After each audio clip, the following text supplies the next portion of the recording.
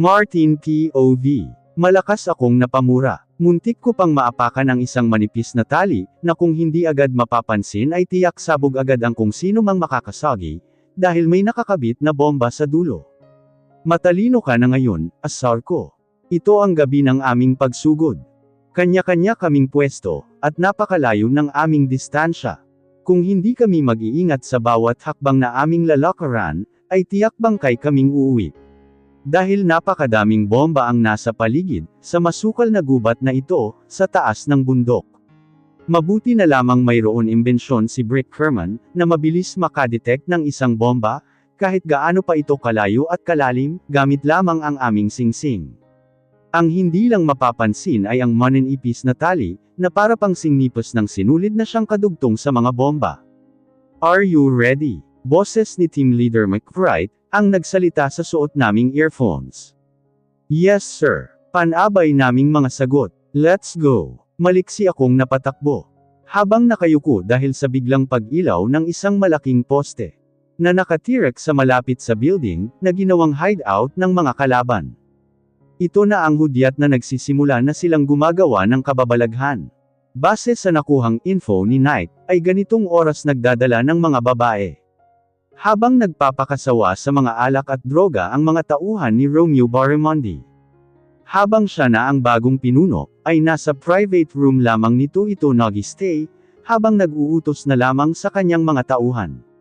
Based din sa nakuhang impormasyon, na muntik na itong mamatay sa huli naming sagupaan 2 taon na ang nakakalipas, ngunit may sumaklolo dito. Nakoma daw ito ng 1 buwan. At naka-jackpot pang mabuhay ang isang alagad ng kadiliman. Nagpagaling lamang daw ito, at muli ay gumawa ng panibagong grupo ito, at sa matarik na bundok gumawa ng hideout.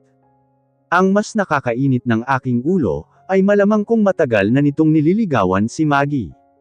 Mula high school, ay walang tigil itong magparamdam. Kahit ba palagi itong busted na dapat lamang sa kanya. Ngunit kahit pala sa Maynila, ay sinundan-sundan nitong anggat si Maggie, at ilang beses na inalok na pakasalan ito. Lalo nang malamang magbuntis ito kay Mickey. Kulang na lang ay magpaulan ako ng bala sa sobrang galit at selos ko. Nang malaman ko iyon kay Knight. Kaya pala madalas itong magpadala ng kung ano-anong pagkain sa kanyang magulang. Ay dahil nagbabalak. Mabuti na lamang at matalino ang sweetheart ko. Hindi nagpauto at hindi nagkagusto sa isang tulad ni Romeo Barramundi, na parang anghel sa harapan, ngunit nagbabalat kayo lamang. Kaya kailangan ko mas lalong gusto ito tapusin na, dahil alam kong anumang oras ay gaganti ito, dahil alam na nito ang kaugnayan naming dalawa ni Maggie. Malaman ko lang may masama itong binabalak sa aking minamahal, ay hahabulin ko ito kahit pa sa dulo ng mundo. Kaya kailangan ngayong gabi, ay dapat na namin itong mapulbos. Walang dapat matitira, kahit isa man sa kanila, dahil kung may matitira na naman, ay tiyak babalik at babalik ang mga kampa ng kasamaan. Bumagal ang pagtakbo ko, hanggat sa marahang paglakad, dahil nakikita ko sa hawak kong binocular, ang maraming mga armadong tauhan ni Romeo, na may hawak na mga M16 ang nakakalat, at nagbabantay sa kapaligiran. Umakyat ako sa isang punong malaki, para lalong makita ang kabuuan. Pero dahil tumatakbo na ang oras, ay hindi na ako nagdalawang isip na itutok ang hawak kong rifle sa isang bantay. Sapol ito sa noo. Mabilis na naging alerto ang ilang kasamahan ng mga ito.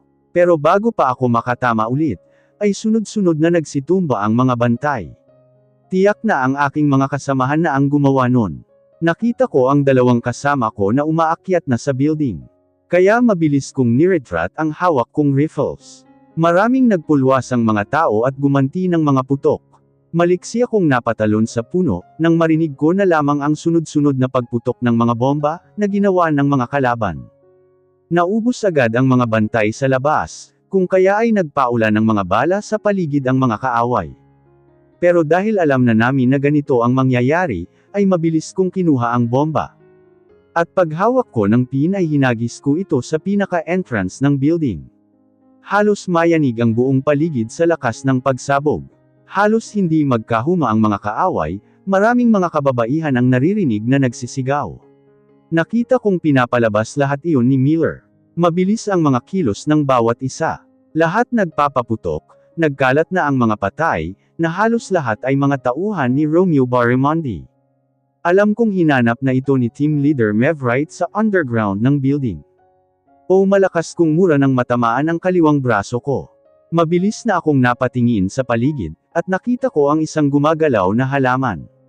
Tiyak dito ito nagtatago. Kaya mabilis pa sa kidlat, ay pinaputukan ko ito, at bagsak itong naliligo sa sarili nitong dugo. Natakasan tayo ni Barramundi, sigaw ni Team Leader, halos maglabasan ang mga ugat ko sa mga braso, nang marinig ko ang sinabi ni Mevright. Hindi maari iyon.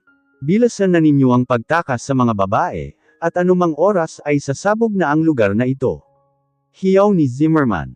Andito na ang chopper, bilis, sumakay na kayo. Sigaw ni Shagger. Habang hinihintay ang mga babaeng nagtatakbuhan sa takot, patuloy pa rin kaming nagpapaputok. Nang makasigurong nakasakay na ang mga kababaihan, ay mabilis kaming nagtakbuhan, dahil wala nang isang minuto, ay sasabog na ang building.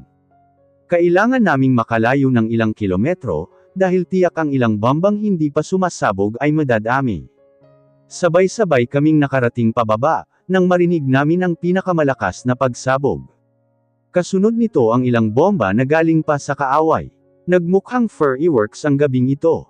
Lakad-takbo ang aming ginawa pababa ng bundok, na halos mag-uumaga na nang makarating kami sa kubo, na aming pinagmulan. Habang si Shagger at Miller ang kasamang naghatid sa mga kababaihan, para dalhin kay Big Boss. At sila na ang bahala para ibigay ang iba pang detalye sa mga authority. Nakita kong napasalampak sa sahig si Freminger, may tama ito sa hita. Habang si Larky naman ay may tama sa likod, at ako naman ay sa braso. Mga galos naman ang nakuha ng iba. Talaga itong si Romeo Barramundi, ang tagal mawala.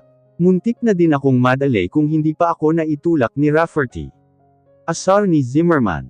Mabuti na lang talaga, kundi walang maggagamot sa atin ngayon, napapailing na lang si Freminger na namumutla na. Oy, wag kang mamatay, Draco. Mainit pa ang ulo ni Lily sayo. Mukhang galit na galit pa naman iyon. Ano bang ginawa mo doon, pang-aasar ni Griffer? Napalingon ako kay Draco Freminger. Para itong natulos sa pagkakaupo, at mabilis na napalingon kay Griffer.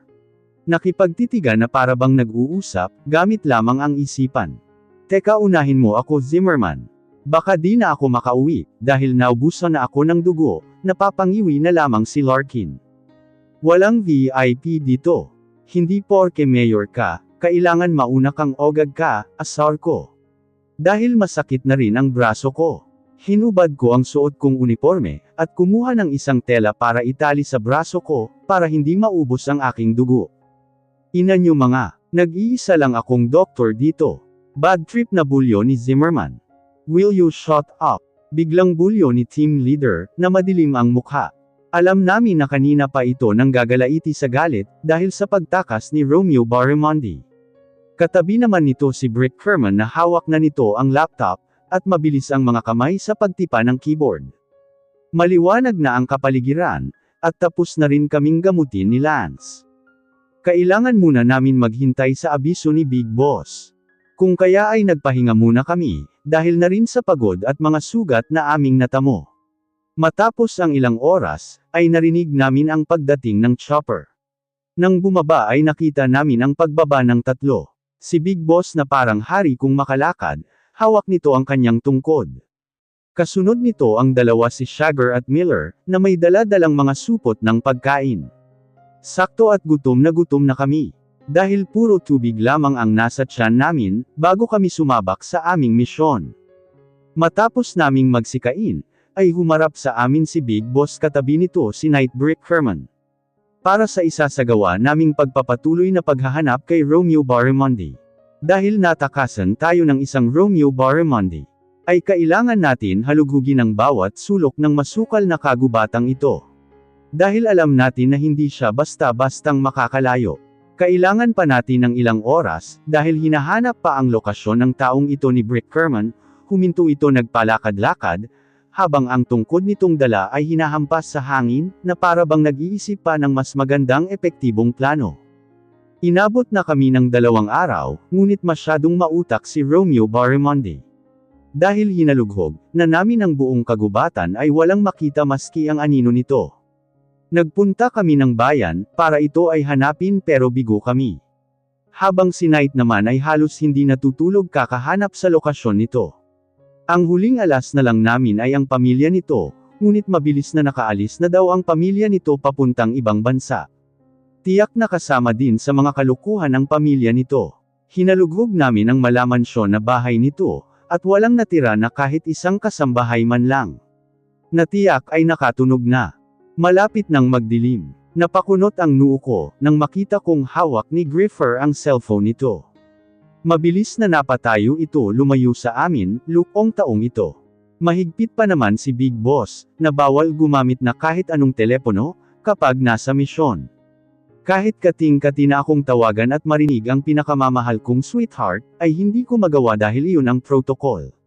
Sobra ko ding namiss ang aming anak na si Mickey, na ayaw pa naman ako nitong bitiwan sa kakaiyak, nang magpaalam ako dito. Bigla parang akong nangulila sa aking mag-iina. Napabuntong hininga na lamang ako, patakbong pawisan si Griffer, habang palapit sa aming pwesto. Lumingalinga ito at nang magtama ang aming mga mata, ay mabilis itong nakalapit sa akin. Ang anak mong si Mickey nawawala. Parang bomba sa pandinig ang mga katagang namutawi sa bibig ni Leandro. Hindi agad ako nakagalaw, dahil parang nanigas ang buong katawan ko. What? Tinawagan ako ni Candy, kaninang umaga pa daw nawawala si Mickey. What the? No! Sigaw ko at mabilis na umahan ang aking kaba. What do you mean Griffer? Biglang lapit ni Big Boss. Maski ang iba naming kasamahan ay nagsilibot na samin. I think Romeo kidnapped her. Mahinang sabi ni Griffer. Bigla ko itong kinuwelyuhan sa aking galit. What did you say? Bulyo ko. Mabilis naman na hinela ako ni Shagger, at nilayo kay Griffer. Don't be stubborn Razon. Sigaw ni Big Boss. Kahit galit na galit ay mabilis kong naikwento ang kaugnayan ni Romeo kay Maggie. Kaya hindi na tumutol si Big Boss, nang sumakay kami sa chopper ni Shagger. Nagsisunod naman ang iba. Mabilis akong napababa, nang makita kong marami pa ding mga tao ang nakapalibot sa bahay ni Maggie. May mga ilang pulis din akong nakita, at isang mobile car. Patakbo akong lumapit sa gate, at nagtatakang mga mukha ng mga tao ang nakatingin sa akin, ngunit hindi ko na pinansin. Nang makapasok ay narinig ko ang pagsigaw ni Mama Carmela at Candy. Habang nakatayo si Maggie, at paunti-unti itong babagsak, kung kaya maliksi ko itong nasalo. Sweetheart, sakto ko itong nasalo. Diyos ko po ang anak ko. Mabilis na nagtatakbo si Mama Carmela. Kasunod nito si Candy. Mabuti naman at dumating ka na Martin, hilam ng luha ang mga mata ni Mama Carmela. Mabilis na pinangkuko ito, para lumabas. Kailangan ko itong dalhin sa malapit na ospital. Nakita ko ang pagtigil sa paglakad sila Big Boss kasama si Griffer, Shagger at Freminger. Kailangan ko ng sasakyan. Sigaw ko at mabilis na tinawag ang mga pulis, para dalhin kami sa malapit na ospital. Nang makarating, ay mabilis na dinaluhan ito ng mga doktor at nurse sa emergency room dito, sa isang private hospital. Halos manggatag ang buong sistema ko, dahil hindi ko na alam ang aking gagawin. Nahahati ang aking puso at katawan. Sa aking Maggie na nasa loob ngayon ng kwarto, at sa aming anak, na hanggang ngayon ay hindi pa rin namin alam, kung saan dinala. Para na akong mababaliw, dahil kung ano-ano na ang pumapasok sa aking kaisipan. Hindi ko na maintindihan ang sinasabi sa aking paligid, dahil hanggang ngayon ay para akong lutang, at hindi makapag-isip ng matino. Nakita ko ang paglapit sa akin ni Mama Carmela, bigla ako nitong hinawakan sa braso, at hinela paupo. Nagpaubaya ako. Lumapit si Papa Casiano. Martin, magpahinga ka muna. Wala ka pa palang sapat na tulog at pahinga, si Mama Carmela. Hindi ko akalain na isa ka palang sundalo, sa isang sekretong organisasyon, si Papa Casiano. Napaangat ang aking paningin, nang tumabi sa akin si Papa Casiano. Alam kong kanina pa ito nakatingin sa akin, dahil sa suot naming uniforme. Kasabay pa ng ilang kasamahan ko nandirito rin. Nakausap ito ni Big Boss kanina bago ito umalis. Dahil hinahanap na ngayon nila Brick Herman ang lokasyon ni Romeo, natiyak siya ang kumuha sa aking anak. Napatiimbagang na lamang ako, at kuyom ang mga kamao. Namalayan ko na lamang na nagkukwento ako sa aking trabaho kay Papa Cassiano, habang tumabi naman sa aking kaliwa si Shagger at Freminger. Si Griffer naman ay yakap-yakap ang kanyang nobyang si Candy. Napahinto ako sa pagsasalita, nang bumukas ang pintuan, at lumabas ang isang doktor. Sino po ang kasama ng pasyente? Mabilis kaming napatayo ni Papa Cassiano ng sabay. Pumasok po kayo, at tumalikod na ang doktor. Nang makapasok ay mabilis kong dinaluhan si Maggie. May nakalagay na dextrose IV sa kanang kamay nito, at mahimbing na natutulog. Hinaplos ko ang kamay nito. Dok, ano pong sakit ng anak ko? Tanong ni Mama Carmela, habang hawak ang kaliwang kamay ng anak. Nasa likod naman nito si Papa Cassiano. Habang nasa dulo naman si Candy. Kailangan lamang po na magpahinga ng pasyente.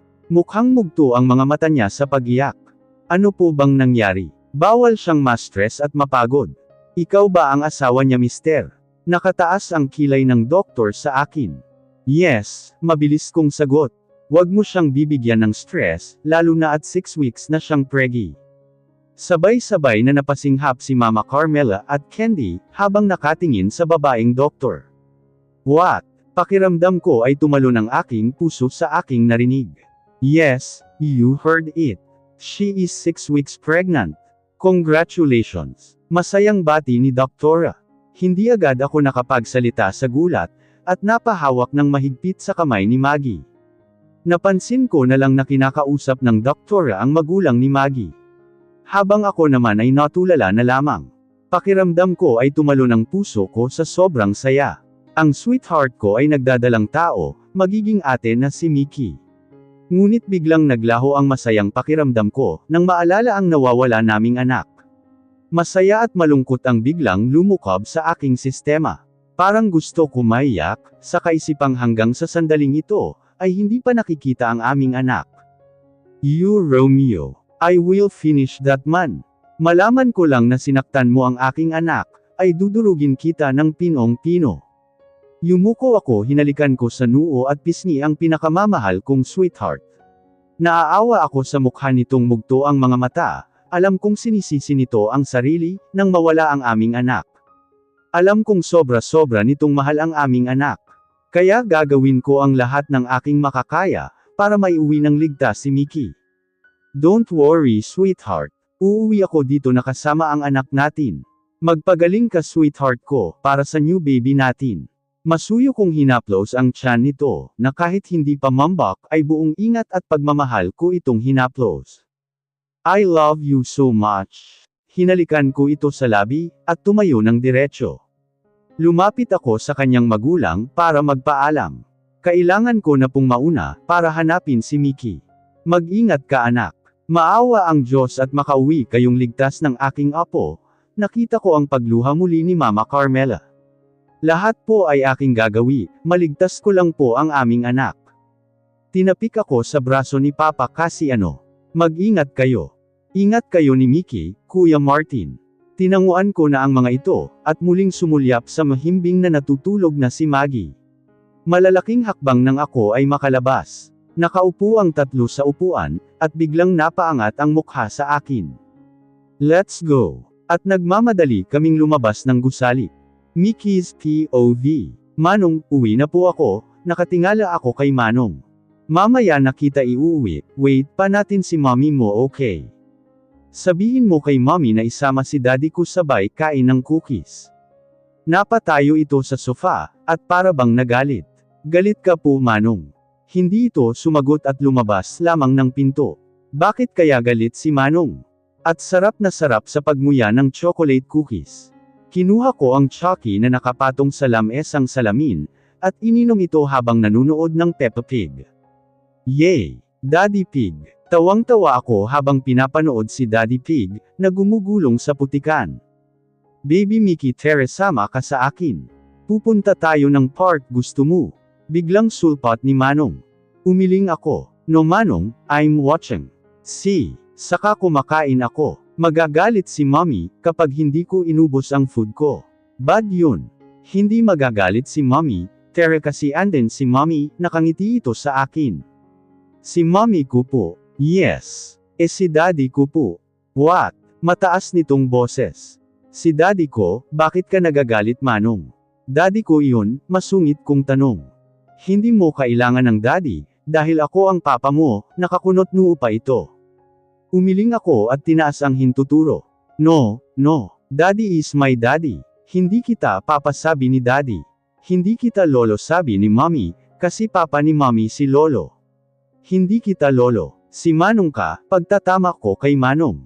What the? Mabilis na tinakpan ko ang dalawang tenga ko. You Manong, why are you saying bad? Tita Candy said if you say something bad, you will go to straight in the fire. Napatigil naman ito at napakamot na lamang sa ulo.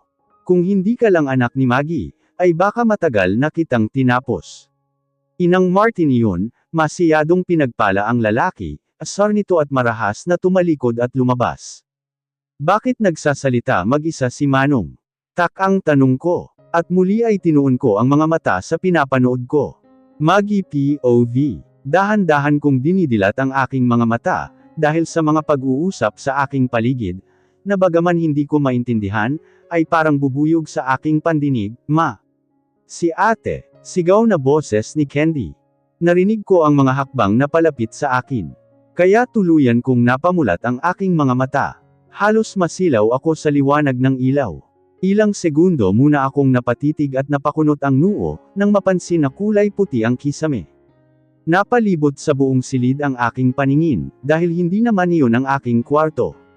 Salamat sa ama. Nagising ka na Maggie. Paglapit ni mama ay humaplos ito sa aking ulo. Kumusta ang pakiramdam mo ate? Si Candy nakatabi ni mama. Nasaan ako? Tak ang tanong ko. Ate, andito ka sa hospital, parang nag-aalanggan na sambit ng aking kapatid. Ha? Napansin ko na lang ang dextrose sa kanang kamay ko. Naguguluhang napaangat ang aking ulo. Bigla akong napatitig sa mukha ni mama, at nagtataka sa sinabi ni Candy. Ilang sandali pa bago ko na-realize ang lahat. Huling naalala ko, ay nagdilim ang aking paningin, dahil sa sobrang stress at takot na aking nararamdaman, at ang labis kong pagiyak dahil sa pagkawala ng aking anak. Si Mickey. Napabangon ako bigla, at parang nawala lahat ng antok ko sa katawan, nang maalala ang aking anak. Si Mickey. Mama ang anak ko. Hysterical ko. Naramdaman ko na lang na nag-uunahan na naman sa pagpatak ang aking mga luha. Kumalma ka anak, pagpapakalma ni mama. No, aalis ako dito. Hahanapin ko ang anak ko mama. Sumisigaw na ako. Doc. Nurse. Narinig kong tawag ni Candy palabas ng aking room. Anak, huwag ka masyadong mai-stress. Iakap ni mama sa akin, at hinagod ang aking likuran. Mama si Mickey. Baka umiiyak na si Mickey. Kawawa ang anak ko ma. Palahaw kong iyak. Biglang bumukas ang pintuan, at pumasok ang babaeng doktor. Mabilis itong nakalapit sa akin, at walang salita na may itinurok sa aking swero. Ilang minuto lang ay nakaramdam ako ng pagkalma. At nakaramdam ng pagbigat ng mga mata, at nandilim ang paningin, bagaman may naririnig na mahihinang nagsasalita. Tinurukan ko po muna siya ng pangpakalma. Nang sa ganon ay hindi siya lalong nai-stress. Lalo na sa kalagayan niya ngayon, maselan pa ang kanyang pagbubuntis. Pagbubuntis. Ito ang huling katagang narinig ko, bago ako lamunin ng kadiliman. Papa, mahina kong tawag nang makita kong nakayukyek sa gilid ng hospital bed si Papa. Napamulat ako, dahil puting kisami muli ang aking namulatan. At inaalala ang lahat, napatingin ako sa wall clock ng kwartong ito. 8:00 na ng umaga. Nakita ko ang pagpupungas ng mga mata ni Papa. Anak mabuti at gising ka na. Kumusta ang pakiramdam mo? Nagugutom ka ba? Napatayo si Papa at lumapit sa akin. Halata sa mukha ni Papa ang labis na pagod at puyat. Pero imbes na sagutin ang mga tanong nito, ay iba ang lumabas sa aking bibig. Si Mickey pa. Muling sumakit ang aking lalamunan sa pagpipigil na huwag umatungal. Huminga ito ng malalim. Hinahanap na ang anak mo ngayon, huwag ka nang mag-alala. Hindi pa. Si Mickey, kahapon pa nawawala. Baka napano na siya. Hindi ko na napigilan ang hindi manghina, at muling lamandes ang masaganang luha. Kailangan mong magpalakas, hinahanap na siya ng mga awtoridad. Kaya kailangan mong wag magkasakit. Umiiling ako. Kasalanan ko to papa. Tahan na anak, kumalma ka. Wala kang kasalanan. Walang may kasalanan sa mga nangyari. Ipanalangin natin na makauwi ng ligtas si Mickey, ang anak mo. Bawal kang ma-stress, masuyong hinaplos halos ang aking ulo, na para bang pinapatahan ang batang paslit. Natahimik na lamang ako habang umiiyak. Tama si Papa, kailangan kong magpalakas, at tanging panalangin na lamang ang aming sandata, para sa kaligtasan ng aking anak. Kung sino mang kumuha sa anak ko, ay napakawalan niyang puso. Wala akong naging kaaway sa kahit sino, kaya paano niya naatim, na pati ang batang paslit na walang kamuwang-muwang ay kukunin. Si Martin. Anong sasabihin ko kay Martin sa kanyang pagbalik dito? Na naging pabayang ina ako. Baka abot langit ang magiging galit niya sa akin kung magkataon. Alam ko kung gaano siya kasabik sa aming anak. Alam ko din kung gaano niya kamahal ang aming anak. Bigla ko naalala ang huli nilang pagkikita bago ito umalis. Halos maglupasay si Mickey. Wag lamang iwan ito ng kanyang daddy, kaya nahirapan ito umalis. Parang gustong sumabog ng aking dibdib, dahil sa pangyayaring ito. Matapos kong tumahan sa pag-iyak, ay tinulungan akong mahiga ni Papa, ilang sandali lang ay bumukas ang pinto, at pumasok si Mama at Candy. May bitbit silang maraming pagkain at mga prutas. Sakto naman at gising ka na Maggie, at nang makakain na kayo, inayos ni Mama ang dalang pagkain sa maliit na lamesa, at tinulungan ito ng aking kapatid. Sabayan mo na kasi ano ang bunso mo, at ako na ang magpapakain kay Maggie. Lumapit si Mama na may hawak ng bowl ng may lamang porridge. Tahimik naman na umupo si Papa katabi si Candy.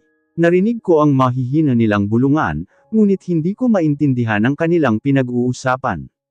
Susubuan kita nang lumakas ka. Ang sabi ng doktor ay bawal kang mapuyat at magutom, lalo na ang ma-stress. Tahimik lamang ako na nagpaunlak sa pagsusubo sa akin ni Mama. Alam ko kahit kung minsan ay mabunganga si Mama, pero mabait at maasikaso ito, sa tuwing kami ay magkasakit. Kahit malalaki na kami, ay para pa din kaming mga bata kong alagaan. Kaya si Mickey ay spoiled sa kanyang lolo at lola. Matapos namin kumain, ay may nakita akong mga gamot at vitamins, na nakahanda sa gilid ng table. Nakakunot ang aking noo. Mapara po ba sakin yan? Nguso ko sa mga iyon. Napalingon din si Mama sa gawing iyon. Kailangan mo yan anak, kinuha ni Mama ang mga blisters ng gamot at vitamins, at pinakita sa akin. Halos lumuwa ang mga mata ko, nang mabasa ko ang mga iyon. Biglang umahan ang kunting kaba sa aking dibdib. Isa akong nurse, at alam ko ang mga ganito, ay binibigay lang ng mga doktor para sa mga buntis. Hindi kaya buntis ako. Congrats ate, magkakaroon na ng kapatid si Mickey. Magiging ate na siya. Biglang lapit ni Candy at matamis na ngumiti. Ha, 6 weeks ka ng preggy ate. Ako naman ay napatulala na lamang, at palipat-lipat ng tingin sa dalawang nasa harapan ko. Biglang umahan ang saya sa aking puso, para akong na-excite, na ako ay nagdadalang tao sa pangalawang pagkakataon. Kami ni Martin, magiging ate na si Mickey. Ang anak ko na hanggang ngayon ay wala pa. Muli ay nangilid ang aking mga luha. Naghalo na ang mga emosyon na aking nararamdaman. Masaya dahil mayroong buhay na muli sa aking tiyan, magkakaanak na muli ako. Pero may guhit na sakit din, dahil sa mga sandaling ito, ay wala pa din ang aking anak na si Mickey. Napahikbi ako ng malakas.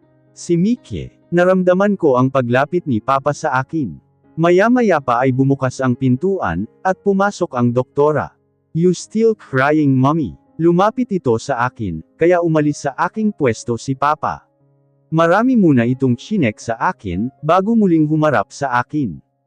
Kailangan mo mami magpahinga at mag-relax. Bawal sa iyo ang umiiyak, at sobra ang pagiging emotional, dahil dalawa na kayo ng baby mo, mahinahon sa pagsasalita si doktora. Ilang sandali pang mga tagubilin nito ay umalis na rin. Nagpapasalamat ako sa aking pamilya na hindi ako iniiwan. Nagpumilit na rin akong makauwi, dahil parang hindi ko matagalan ang amoy ng ospital. Parang masiyadong naging masilan ako sa lahat ng aking naamoy, na alam kong parte ito ng aking pagbubuntis. Mabuti na lamang ay pinayagan na akong ma-discharge, kung kaya pagkahapon ay nakalabas na kami ng ospital.